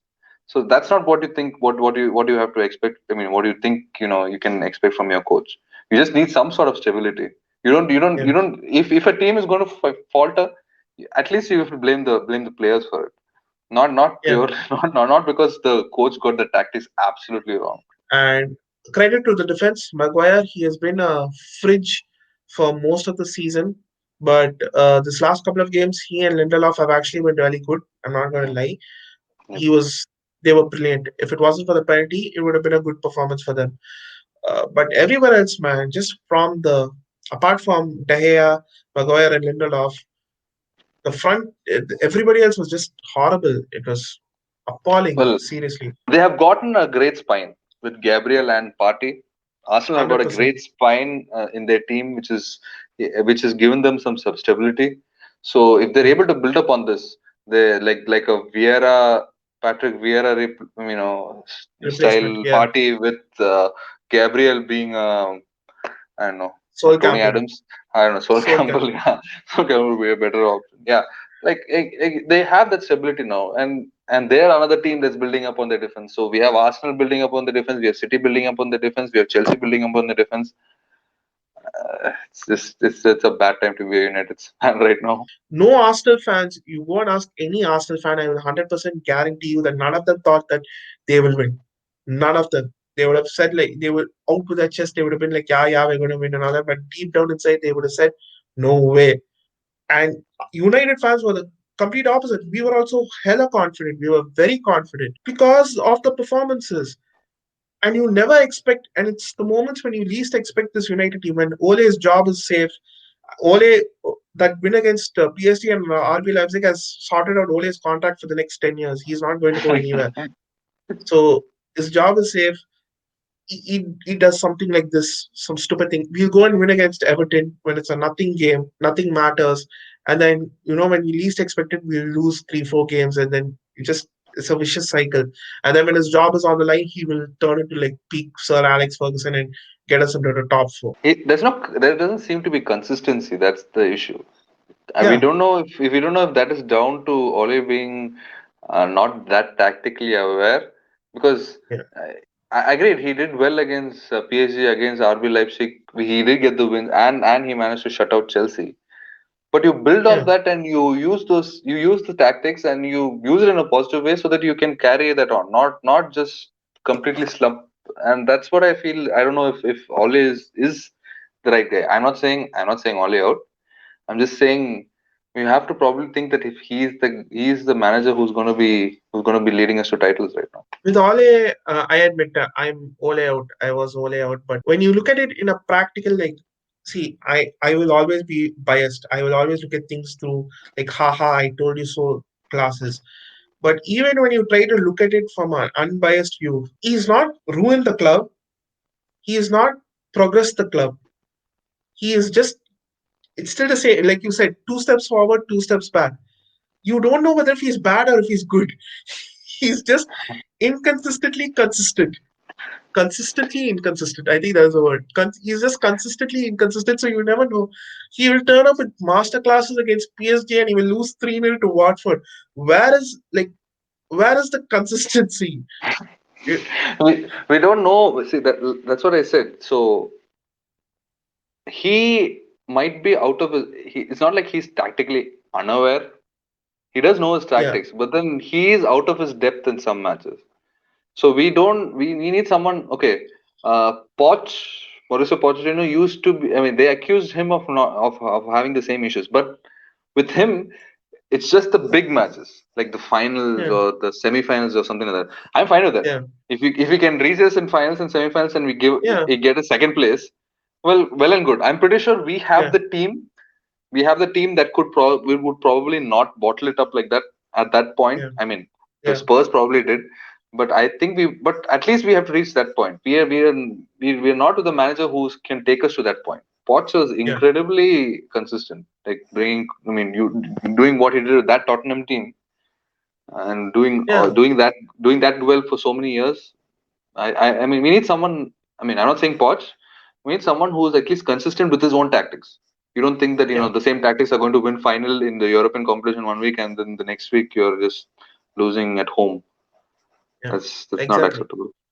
So at least Arteta, you can see the project that he's trying to build. He's consistent in a way. You know, whatever he's been at the game, he's been at the managerial job for like 10 months, but still you can see the changes that he's trying to implement, and you can just see for your eyes. But with Ole, you just can't see. 1 minute he's like peak prime Sir Alex Ferguson. Next minute he's like Norwegian Roy Hodgson. See, the thing is, do you remember last season when we were playing with the 4-3-3, and Mason Yeah, Greenwood was doing so amazingly well, and we were yeah, like, okay, yeah, this is set. We just need one person for Mason Greenwood. Probably need Mattis to be replaced for his old age, yeah, and yeah, I think everything else is fine. Our centre back, we need one centre back, and Luke Shaw needs a. I mean, so our basic thing we needed was a right-sided winger. We needed a replacement for a striker, but even then, Marshall was doing well. So we just thought, okay, so this is what we're going to approach. This is what we need to do to go forward. And this season now we're at we're the 4-4-2 diamond, and we're wondering yeah, who should play on the right side of midfield, left side of midfield, who should be the second striker. Do we have a right yeah. winger? What happened? What happened to the progress we made all this time? I'm like, I Exactly. don't He's know. where is that 1 year where you're trying to learn your best 11, best formation, who's the best player to fill in this formation? I mean, people say that, oh, he never had Sancho. I don't think Sancho would have made a difference in this game. Arsenal completely outplayed the team. We don't know if, like I said, is he the play? Is he the manager we have to be giving hundreds and hundreds of millions with the players that he wants when he's tactically not all that proficient? We forgot to talk about the fantasy assets. United, any fantasy assets that catch your eye? Rashford was, but then that seemed like he was in form against Leipzig, and I don't know if that was the reason why. But I really don't see anybody else. Aaron Wan-Bissaka seems to have forgotten his defensive. I mean, he's still defensively great. He does have the spider legs. He is getting the tackles, but he's not getting back. He's not getting into position as often. Maguire, I think he's gotten solid, but no, I wouldn't take him in my team. Luke Shaw, I really do. Bruno Fernandes at 10.5 with this current team is too much. I feel it's too much, which is why I'm sticking with Rashford. He's at 9.5. So if I go with anyone, it would be Rashford. He's in the midfield as well. So he's like Yeah. literally the only guy. And Arsenal is Partey a good pick? I don't know how Partey's play would show up in terms of fantasy points. He does all the work, but we don't know if he's going to be the one giving the assist. So if clearly, I don't think he's going to be getting in as many goals. But is he going to be the guy who's assisting the assister? If that's the case, then Yeah, FPL wise, he's not a good choice. He might be getting the amazing interceptions and amazing passes and everything like that. But all that matters as bonus points only if you do something else. Just with that, you're not going to be doing anything. It's going to be like, or at least if you're on pens, like Jorginho. yeah, Jorginho at least is going to be taking a penalty, and with all the yeah, rest of the thing he's doing, he's going to get the bonus points. But Partey is an amazing player, but fantasy wise, I don't know. yeah. I think Kaba also. I think you can get Kane in for that kind of price. So Alba's not going to make much of a difference. Alba, I, Willian, Lacazette. I mean, actually, Kane started off cheaper, much cheaper Yeah, than Oba, right? Kane started much cheaper than Alba, but I don't know. Now Kane is 10.9, and I think Alba's the 11.8. same price. I think He's Alba's the 11.8, I same think. price. Okay, yeah, he's 11.8. Yeah, Yeah, so yeah, I think easy swap. you can get Kane for cheaper. So what is the point of splurging for Alba? And Well, yeah, Oba plays his midfield, so you can get Salah or Mane. But yeah, exactly, Yeah, exactly. Oh shit, yeah, I forgot that Kane Alba was a midfielder. Oba's a midfielder now. Yeah, Yeah, yeah. So you can even get Sterling also for that. There are a lot of better options out there. So avoid Arsenal assets. That's the main yeah. point what we're trying to convey. We Yeah, could look at the defense if you wanted to. Like Bellerin, yeah. maybe because he gets ahead as well. He's at 5. Is he 5? I think if he's at five, I would assuming they have showed up their defense. Belen is 5, yeah. Gabriel is Yep. 5.1. Yeah, So, no, Gabriel, I get it. He's a center back, but I always focus on. but Bellerin, apart from that penalty assist, like he rarely contributes anything attacking wise. So I don't think he's. I think I'd He not. has a he has a Yeah, potential as long as they keep the clean sheets. If they're able to get the clean sheets, and if I have Gabriel, considering Gabriel is 5.1 and Bellerin is 5, it's not like Gabriel is going to be offering all that much in attack. So I might as yeah. well have someone who does, which is Bellerin, and he gets the clean sheet, which Gabriel gets as well. So I'm happy either ways. And he's a mil, as and he's 0.1 million cheaper. Now shall we cover the last game for the Sunday show, which Yes. is which is Tottenham Hotspur versus Brighton Hove Albion. This was a tough game. Tough game for Brighton. Sorry, tough game for Spurs. Hmm. They had their first home win this season. Uh, it they started off on the front foot well. Kane, okay, fine, that was a very soft penalty, but still he converted it to score 1-0. But then after that, it was all Brighton. I don't know why Spurs have this uh, trait. Once they get the lead, they'll just sit back and just let the opposition fall on them. Brighton had the ball. Brighton had so many, like, they did not have proper chances to score, but they had a lot of possession and they were passing the ball around. And yeah, the goal, Brighton's goal, there was a little bit of controversy because I think Salimach wipes out Hoiberg. Then he plays the ball into Pascal Gross. It didn't happen immediately, but then Pascal Gross gets the ball and lays it off for Lamptey, and Lamptey scores. So you think that, okay, fine, again, that this is another VAR screwing Tottenham Hotspur, but yeah, 20 minutes to Yeah. go. Gareth Bale comes on and rest is history. Scores his first Spurs goal since returning. But In Regulon, 2,700 minutes or something of the sort. yeah, yeah. So yeah, it again Tottenham like Liverpool, they ground out a result. It was they didn't deserve. I think they deserved a draw. But call if you want to be challenging for the Premier League, you have to win these kind of games, these tough games, even when you're not in form. I personally thought that Tottenham were very shaky. They were very tired, basically, and I think that's understandable because they just played Thursday. They lost against Royal Antwerp, and again they are playing on. I feel that that could play a factor, but there's no excuse. I felt that a draw would have been a good result. What do you think? Considering the fact that Matt Ryan was dropped, Neil Maupay was dropped. So basically, the front line and the back is different. Yeah, So they didn't have a recognized striker. Trossard was playing as a striker. He was drifting out to the wings. So I don't know who he was passing to, which is why I think the only goal that they did get was a nice play, and then they pass it on to the wing. And Lamptey is just he's amazing. I rate him I really just high. He love Lamptey. gets Yeah, so forward and he's amazing. His ball control, he knows exactly what he wants, and he's young. I can't believe Chelsea let him go. I agree they have Reece James on that side and they have a abundance of talent at wing back, but oh Lamptey, if I could get Lamptey right now into that United midfield, he's the antithesis of Wan Bissaka. Like what Wan Bissaka yeah, can do as a defender, he yeah. does going forward. He is so fast and he just gets into those spaces.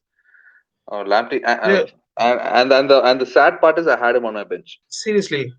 Yep, I didn't play him. I expected Yeah. I expected Tottenham to do at least a 2 or a 3 nil, and I was like, okay, fine, maybe he's going to get his 1 point or 2 points. I didn't realize that he's going to get a goal with bonus points. So Oh, that's bad luck. That's bad luck. That's bad yep. luck.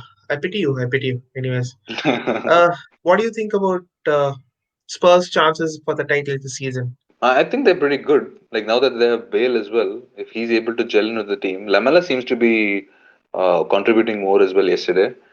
Okay. Uh, if that front three can get going, and if they can keep it up, Hoiberg is an amazing acquisition in the middle of the field. Yeah, he Ndombele is. is finally Ndombele has responded to Mourinho the way Pogba was supposed to respond to Mourinho when he was Yeah, here. The it's like a Regulon on new the left. signing for them. Yep, it is. It is Regulon on the Oh left. my, oh my God, Reguilon, what a signing, man! Reguilon yesterday, he proved his worth. He just cuts in and just lays in a brilliant ball for They Bale. literally hadn't have it. It was straight to Bale's head. All he had to do is turn right. It was brilliant. It was brilliant. Yeah. Uh, So Spurs, as long as they have this. I think they have that mental strength. That is what basically I feel was different when Mourinho was in United and in Spurs. The group of individuals that we had at United when he was there weren't mentally Yeah, strong. Weren't like the teams like Inter or the first team at Chelsea where they fight for the manager. yeah, Spurs seem to be like the team who fight for their manager. I agree, even though it's Mourinho, yeah, but they fight for their manager. So as long as they do that, I think move with his yeah, tactics and with the way that he's going to be playing against his opposition, I think they do have a fair shot. They are second in the table. I mean, 2 points behind. I think Liverpool. So I yeah, think the December 16th is the Liverpool versus Spurs match. Assuming they both are going to, I mean, it's a long way till December 16th. I yeah, feel that Liverpool have more chance of dropping points considering they have City next. So we yeah. don't know how that team is. So come December 16th, it's going to be a table topping, I mean, top two kind of clash. And that should give us a better idea of where things are going. Yeah. So I think, yeah, fantasy assets. Let's go. Brighton, Yeah. Lamptey all the way. Lamptey any day. I would have Trossard. suggested Trossard, I would have suggested, but he's dropped off in the last couple of weeks. Like Yeah, the international break, pre-international break, Trossard and Mope, or the way they tormented us during the game, the 3-2 match, yeah. they seemed like they were a very good choice. I personally had Mope, and I got rid of him last week just as a win because I was like, there's no reason why, and he happened to, and he missed this match, so I was so lucky in so that you way. missed so you missed a bullet. So you missed a bullet. Yeah, I definitely did, and in the process, I missed. I mean, I did take a bullet in the fact that I didn't play Lamptey when I should Yeah. have. He's basically right back in the game, but playing as a right winger. As a He right winger. it Yeah, yeah, he gets so ahead, and if you don't have a recognized striker or he's the one who's going to be getting the balls, and he finishes well, yeah, and he's the guy. I mean, and Matt Ryan seems to have lost his place. None yeah. of the other defenders are any worth. Trossard and Mope would have been the ideal candidates if they were in form, but they have dropped off the cliff over the last 3 days. Oof. Spurs, Spurs, what do I? Spurs, Kane, Son. I think the two most owned No, players in but the game. I think.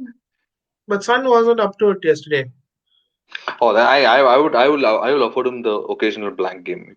I mean, Yeah, he scored. He's been scoring. Apart from that, they've topped in points all the time. One blank game, I wouldn't. I guess it's the same thing that we would afford to DCL. He had yeah, one blank game week. That's not fine. I mean, maybe in two. I would give Son a couple of game weeks, 2 to 3 game weeks, but I don't see him blanking in 3, 4 game weeks in a row. If you've noticed in the previous yeah, seasons, I had Son in the last season as well. He never yeah, blanks 4 games in a row. It will be maximum two, and then he's back on the third game. At least an assist yeah, or a goal. He's incredibly consistent for that rate. For 9 yeah. million actually. If he continues like this next year, I'm pretty sure he's going to be 10.5 easy. I think we have covered everything that there is to cover, but except Fulham versus West Brom. The match is currently going on right now. Hmm. Uh, right now it's 0-0. West Brom haven't scored yet. Well, what do you think about West Brom and Fulham this season? Well, West Brom were I mean, I think are the current whipping boys. Yeah, well, So West Bromwich Albion, uh, I think would end up getting relegated. Pereira is literally, I think, the only person I can think of from West Brom who's going to be doing anything. I think this is the game for Mitrovic to do something, if anything. yeah, yeah. Like if I see this as a team between two teams that are eventually going to get relegated this season. So I think in Uh, that way it's important for them who gets the 3 points. I think at this yeah. stage, but yeah. Other than that, I don't rate either of them all that highly. Fulham seem to. I mean, uh, Kyle, his the manager is the ex Tottenham Yeah, player, isn't it? Scott Parker. Scott Scott Parker. Parker. Correct. Yeah. So he seems to have done well in bringing them up this year, but they still haven't seemed to click beyond that. I think they, along with West Brom, will be the ones to go down. So this game should have been played towards the end of the season, where both the teams had the relegation dogfight, and they needed these 3 points to survive. It would have added some much needed intensity to this game. So You may never know. The return fixture might be there sometime then. So we have that. yeah.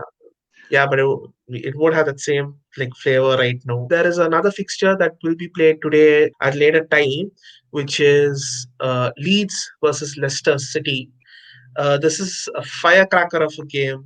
Mm. Bielsa versus Rogers, Vardy versus Bamford, Madison versus Click. What are your predictions for that game? I actually think Leeds will win. Yeah, same here. I also think that Leeds would win. Purely I because Leicester's defense is quite beaten up now. Castagne is gone. Pereira's not there. Soinchu's not there. Evans was flagged. I don't know if he's starting. So that yeah, back line, Bamford might get what what he's looking for, and with Eiling and Dallas bombing through in the wings, I don't know if they're going to be able to keep them out. And if that's the case, Vardy is going to be the sole guy in front, and unless they give away a penalty, I don't see Vardy doing much. But then that could change. Leeds do leave their defense kind of vulnerable when they are attacking, and that's where yeah, Leicester do get there. That's I think that's basically how they won against Arsenal. They just yeah. sat back and they just waited for Arsenal to give them the space, and they got the space. And Bielsa's side is going to give them space, but I feel they will get the better of Leicester tonight. Well, at least I hope so. I have Bamford and Dallas. Bamford, he has really come into his own this season. I really thought that Bamford will not be scoring, but he has been scoring a lot of goals. To be So fair, I yeah, got Bamford only this week. Yeah, I don't know. I in the, see. The thing was, initially it just seemed like okay, Rodrigo's has come as well, so maybe Rodrigo is going to take his place. Bamford is not. Maybe the Premier League is not. It's a step up is a bit too much for him. But then he scored, and then he scored again, and then he scored again, and then he scored a hat trick, and then I'm like, okay, I think he should be my third striker, and just put him on the field because Bielsa, he's not going to change the way he plays. So unless yeah, Bamford gets burnout or something, I think with the current form he definitely does start. So yeah. I did not rate him as a player, but now I rate him as a fantasy asset. I do not know how or what, but he's getting the points. I mean, That's I'm what. really excited for Bielsa's side. I mean, Bielsa is quite an exciting coach, as and the fact that they just come in if they do well. I think I'm excited for Leeds. But the fact that we're supposed to hate Leeds, Leeds are supposed to be Yeah, United's arch yeah. rivals and all Arch that. rivals. I don't know Oh, why. that match, that if we lose that match at the current state, if Leeds play United, I think Leeds win. And if that happens, oh the I think that would be the match where maybe Ole might get the sack because none of these managers have had to lose against Leeds. Leeds is a historic rivalry for us. Tell me about your FPL team this week. How did you score this week, and how did like what's your plan moves, your transfer moves? Well, I took a -4 hit last week. I had two free transfers, Okay, and I took a -4 hit because I came to know towards the. I kept two all the way to the end. I had Barnes actually. I mean Harvey Barnes of Leicester, who I okay, bought at 7.1 and who's dropped zero point 0.2 million in the last 2 weeks. Like literally did nothing, okay, and I lost okay, 2 million on zero point 0.2 million on him. I thought I'd get rid of him and get Chilwell in okay, instead. I get in a 4.5 mil midfielder and use the money to upgrade Chilwell. okay, And then I saw that Rodriguez was injured. So I did not want. I didn't know exactly how Everton were there. So and I already had DCL. So I thought, okay, fine, I might get rid of him. I'll get the money what I made off him. So I transferred Rodriguez out along with Lewis of okay, Newcastle and Mope and brought in Bamford. I got in Chilwell and I got bench for a 4.4. I think Readerworld he was at 4.4. Like anyone else who okay, starts was at 4.5. Bissouma, I think the cheapest alternate who okay, starts. Readerworld seemed to have started the previous two games, so I thought okay fine, I'll keep him at 4.4. Even if he doesn't start, I have two other defenders who are starting because I have all my five players are playing. Mitchell, I don't know, he's injured. So my playing 11 included Martinez, who did not score anything thanks to his four goals that he let in. Chilwell, who got a clean sheet. Robbo, who's getting his usual 2 points now. I mean, he seems like Mitchell. No, no, even Mitchell got clean sheets. He seems like one of those players who just gets 2 points like Yeah. Dale Stephens last year or something like that. That's what Oh Robbo is right God. now at 7 million. Oh And God. Lamptey with 9 points on my bench, I did not use. And my third defender is going to be playing tonight, which is Dallas. Okay. My midfielders did pretty well. I had Grealish with 15 points. I had Salah with 8 Okay. points. Son on 2 points, which I don't mind. And I have Harvey Yeah. Barnes playing tonight at 6.9, who I made a huge mistake. Like with the same amount, I could have got Zaha, and at least Okay. Zaha has Okay. risen in price and gotten it, but this guy's dropped Oh, in price. So I ha- Zaha. Come on. Why? Why would you I want I, Zaha? uh, just because he's any day better than Harvey Barnes is currently. Like anybody's better than Harvey Barnes. Have you seen Harvey Barnes? Do you see what he did this time? I mean, I think he scored that one goal, and ever since Vardy is missing, he's gone. And his shooting is pathetic. He just shoots. He shoots. If it goes on shot, it goes on shot. He does not know if he's shooting at the goalkeeper or elsewhere. So that is Yeah. I did not rate him. So he was he would have gone out, but then he dropped in price. So he's remaining. And my forward line of Kane, who scored, TCL, who scored, and Bamford. So I have Bamford, Barnes, and Dallas remaining for today. Actually, tonight, that one match. Okay. And my plan for this week would be to get Harvey Barnes out for possibly Ziyech. Ziyech at 8 million, if he's a regular starter with Chelsea's upcoming fixtures, would be the natural. I have 2.5 million in the bank. So Okay. he would be the natural replacement. That's assuming Pulisic is not back. What about you? I I played the wild card this week. Oh, okay. So what's a wildcard team? My wild card is I actually made I really had debated whether to take a -12 or play the wild card, but in the end I was like, let me just do it. Hmm. And I had McCarthy. He was so close to keeping a clean sheet, and I got screwed. But he got And three then points. I got Trent as usual. Like I got Walker Peters, Justin. Yeah, Justin is remaining for tonight. My midfield did relatively well. Salah cap, Grealish with the 15. Hmm. Only person who blacked was Son, and Son. then Daniel Podence with the 8. Oh, that's good. Then my forward line all scored. So Ings, Calvert-Lewin, and Harry Kane. You're currently at how many Yeah, points? I'm currently at 67. My overall rank, yeah, my overall rank is 1 million. And yeah, in India, it's 54,000. I have no idea why it's 54,000. Yeah, well, I have yet to check my team. I'm pretty sure I'm quite behind you. Uh, Really? my yeah, I never made changes to my team for 3 weeks. yeah. Clearly that seems to be what's helping. Not doing I anything to your had team. I had This Ruben refl- Vinagre for 3 weeks. And, and an injured Kevin De Bruyne. Wow. What's your total? I What's your total points right now? 300. It should be 370 something or 384. 384. That's pretty good. That's quite Yeah. good. I'm not on 384. I'm 370 something. But I have three players left to play, including Bamford and. So For hopefully my Bamford goes crazy like last week and scores a 17 pointer, the hat trick or something like that. The sad thing is there's a lot of chance that might happen. There's more chance of Bamford scoring a hat trick than Justin getting a attacking return or a clean sheet. Let's put it that way. Mm. Yep. I agree. So I think we've covered basically everything, and I Yeah, forgot to definitely. cover my transfer moves. I don't think I'm going to make any transfer moves based on this Danny Ings issue. Danny Ings is ruled out for a foreseeable future. I think I will go for. Uh, I think I'll go for Callum Wilson. Decent fixtures, either Callum Wilson or Patrick Bamford. Anything in the bank? I've got point 3. Yeah, well, I guess you would have to go down unless you want to change anywhere else in your team, and I don't think you do want to change anywhere else in your team. I So don't think I need to change, but I might want to hop off the Spurs double up. Gameweek So I 10 would might. be I think ideal when City players would be a good choice. Okay, that's again. Yeah, so I have to hop off at Gameweek 9 because Spurs play City. Hmm. So that's my plan. So I'm trying.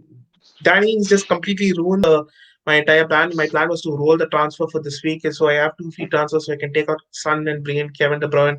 But now I have to try and hold on. Let's see. Yeah, I let's will let's see try to. how long he's injured for, and can make the call after that. Yeah, Well, yeah. Thank you. I currently have two injuries on my team, Lamptey as well as Mitchell. So How I'm many hoping free Mitchell is going transfers? to be fine. Anyways, let's see how our teams pair up, and I hope I beat you at least in this game week. I'm pretty sure you Well, will. Let's just hope for next game week. I think we've covered everything. I think we've covered a comprehensive. We gave a comprehensive review of FPL week Yep. and the matches as they unfolded. So I just want to say a big thank you to you, Ashwin, for coming on to the show. Thank you for And having me. so please like, share, and subscribe. Do follow us on social media and listen to our podcast, T4C Culture Podcast. For now, this is me, Hotshot, and Ashwin signing out. Peace.